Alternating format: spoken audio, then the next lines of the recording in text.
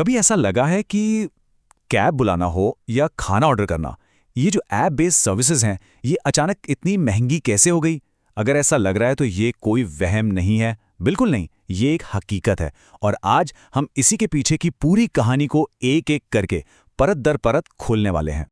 और देखिए, ये सवाल हम सबके दिमाग में घूम रहा है। कुछ साल पहले याद है, कैब राइड, फूड डिलीवरी कितनी ज्यादा सस्ती लगती थी, है ना? और आज वही चीजें जेब पर भारी पड़ रही हैं। तो सवाल ये है कि अचानक से ऐसा क्या बदल गया? क्या ये बस नॉर्मल महंगाई है या अब इसके पीछे कोई बहुत बड़ी वजह छुपी हुई है? अच्छा, इकोनॉमिस्ट ने ना इस अजीब सी फीलिंग के लिए एक नाम भी दिया है।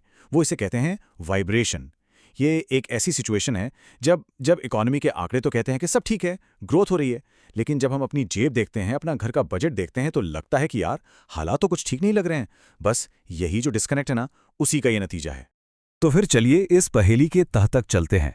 इसका जवाब छिपा है एक ऐसे इकोनॉमिक कॉन्सेप्ट में जिसने, पता है, करीब करीब एक दशक तक हमारी पूरी डिजिटल दुनिया को शक्ल दिया है। इसे कहते हैं मिलेनियल लाइफस्टाइल सब्सिडी। चलिए समझते हैं कि आखिर ये है क्या भला। देखिए, अगर सीधे साधे शब्दों में समझा जाए तो करीब 10 साल तक वेंचर कैपिटल, मतलब जो वीसी फंड्स होते हैं, उन्होंने स्टार्टअप्स में पानी की तरह पैसा बहाया। और इन स्टार्टअप्स ने क्या किया? उन्होंने उस पैसे का इस्तेमाल किया अपनी सर्विसेज की असली कीमत को छुपाने में और हम जैसे कस्टमर्स को भारी भरकम डिस्काउंट देने में। उनका मकसद सिर्फ एक था, ज्यादा से ज्यादा मार्केट पर कब्जा कर लो, भले ही हर एक ऑर्डर पर, हर एक राइड पर उन्हें घाटा क्यों ना हो रहा हो। और ये देखिए स्क्रीन पर इस खेल के कुछ सबसे बड़े खिलाड़ी, उबर और लिफ्ट। इन्होंने हमें लगभग आधी कीमत पर पूरे शहर में घुमाया। डोरडैश जैसी कंपनियों ने हमारे पसंदीदा रेस्टोरेंट का खाना इतना इतना सस्ता कर दिया कि किचन में जाने का मन ही नहीं करता था। और ये सब मुमकिन क्यों था? क्योंकि उनकी सर्विस की आधी कीमत हम नहीं चुका रहे थे, वो चुका रहे थे सिलिकॉन वैली के बड़े बड़े इन्वेस्टर्स। अब ये स्लाइड बिल्कुल साफ साफ दिखाती है कि ये जादू काम कैसे करता था। मान लीजिए एक कैब राइड के लिए $15 दिए गए, लेकिन उस राइड की जो असली लागत थी, मतलब ड्राइवर का पैसा, गाड़ी का खर्चा, टेक्नोलॉजी, कंपनी का प्रॉफिट, सब मिलाकर वो थी $30। तो सवाल है, बाकी के $15 कहाँ से आए? जी हाँ, वो थे वेंचर कैपिटल का पैसा, एक तरह का गिफ्ट जिसके बारे में हमें पता तक नहीं था। ये जो लाइन है ना, ये उस पूरे दौर को, उस पूरे एरा को एकदम परफेक्टली समझाती है। हम सब एक ऐसी आर्टिफिशियल दुनिया में जी रहे थे जहां हर सुविधा उसकी असली कीमत से बहुत बहुत कम पर मिल रही थी। ये एक इकोनॉमिक इल्यूजन था, एक भ्रम जिसे अरबों खरबों डॉलर्स के इन्वेस्टमेंट ने सच जैसा बना दिया था। अच्छा, अब अगला सवाल दिमाग में आता है कि भाई इन इन्वेस्टर्स के पास इतना पैसा आया कहां से कि वो उसे इस तरह से लुटा रहे थे? इसका जवाब छिपा है उस वक्त के ग्लोबल इकोनॉमिक माहौल में। एक ऐसा दौर जिसे कहते हैं सस्ते पैसे का युग।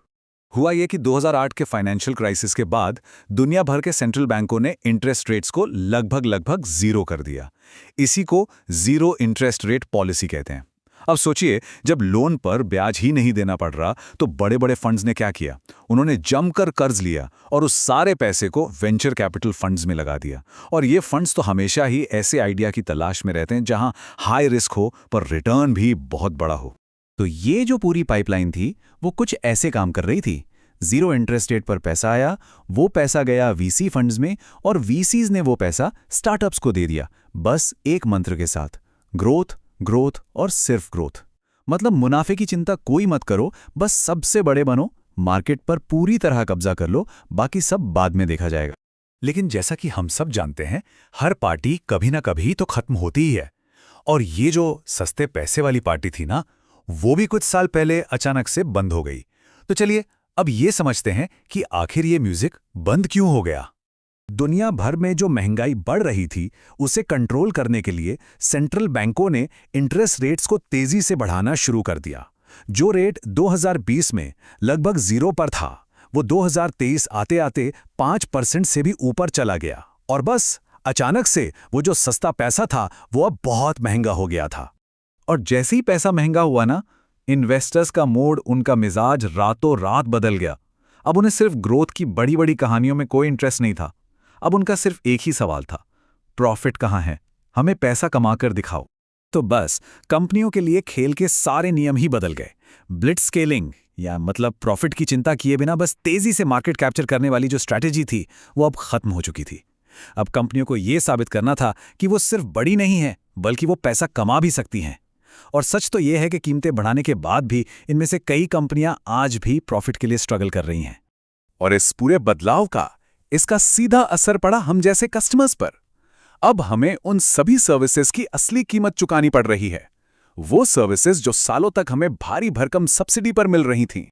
जरा सोचिए, 2016 में एक राइड की कीमत बनावटी तार पर कम रखी गई थी क्योंकि उसका एक बड़ा हिस्सा वीसी फंड्स दे रहे थे। लेकिन आज की कीमत में ड्राइवर की कमाई, टेक्नोलॉजी का खर्चा, कंपनी के दूसरे खर्चे और हाँ, थोड़ा सा मुनाफा, सब कुछ शामिल है। सब्सिडी वाला वो गिफ्ट अब खत्म हो चुका है। और यही इस पूरी कहानी का निचोड़ है। वो जो सुनहरा दौर था जब टेक की दुनिया में सब कुछ एकदम जादुई तरीके से सस्ता लगता था, वो अब जा चुका है। अब हम सब असल कीमतों की दुनिया में जी रहे हैं। तो इस सब से हमें क्या सीखना चाहिए? टेक अवे क्या है? पहली बात, वो जो आधी कीमत पर सुविधा मिलने वाला जमाना था वो अब इतिहास बन चुका है। दूसरी बात, कंपनियों पर अब सिर्फ बड़ा बनने का प्रेशर नहीं है, बल्कि एक सस्टेनेबल, एक प्रॉफिटेबल बिजनेस बनाने का प्रेशर है। तीसरी बात, हम यानी कस्टमर्स अब हर सर्विस की पूरी कीमत चुका रहे हैं। और आखिर में यही वो असली वजह है जो उस वाइब्रेशन को जन्म दे रही है जिसकी बात हमने एकदम शुरू में की थी। तो आखिर में एक सवाल जो सोचने पर मजबूर करता है कि अगर ये मिलेनियल लाइफस्टाइल सब्सिडी एक दशक तक चलने वाला एक बहुत बड़ा आर्थिक भ्रम था, तो क्या आज भी हम ऐसे ही किसी भ्रम में जी रहे हैं जिसे हम शायद अभी तक पहचान ही नहीं पाए हैं? ये वाकई में एक सोचने वाली बात है।